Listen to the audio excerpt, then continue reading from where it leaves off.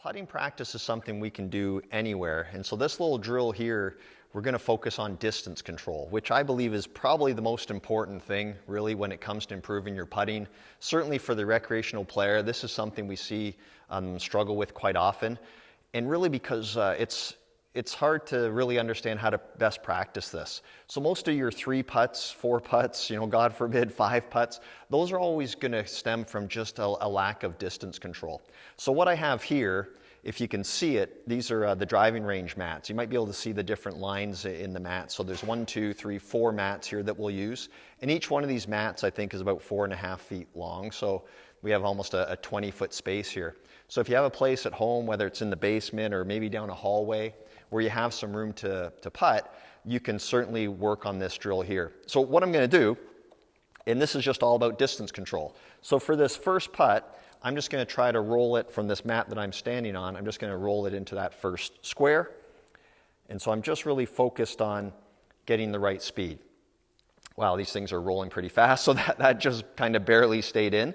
But even using that as an example, that was a little further than I wanted to hit the putt. But if these mats are 4.5 feet long and you think that the cup was right in the center of this mat, I've only made, that putt's only really rolled by about a foot, maybe a foot and a half. So it's certainly in the range of something I'm going to make. It's not going to lead to a 3 putt. So if I was to have blasted that past 5, 6 feet or left it short. Now I'll go to that second square. So again, I'm just going to try to feel the right distance, just a little bit more than what I hit on the first one. And that works. And then we'll go out to that third mat. Again, I'm not worried a ton about technique here. I'm just thinking about rolling that ball the right distance. And distance control really just, like we're talking about feel here, feel and touch. And the only way to develop that is you have to get out and putt. Or don't have to actually get out. You can do this, as I said here before, you can do this at home.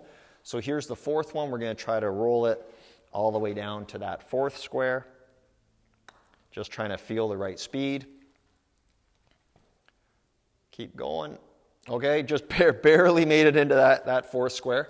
So again, so that was left a little short of what I wanted to do it, but it's close enough. I'm, a foot and a half, 2 feet away from the hole. That should be a putt that I can make. What we want to avoid is blasting these putts way past the hole or leaving them way too short. That's what's really going to have you 3 putt and 4 putt in your rounds of golf. So these are ways to quickly shave some strokes off your score, but it's something you have to practice. There's really no way around that. So you could do this 2 ways. You could start, I could have gone to the long one first and worked my way back, or this way working our way up. Going up this way is not too bad because it also forces you to have a nice little feel for direction. I've got some obstacles here to avoid. Let me try that fourth square again. So just a little bit more speed.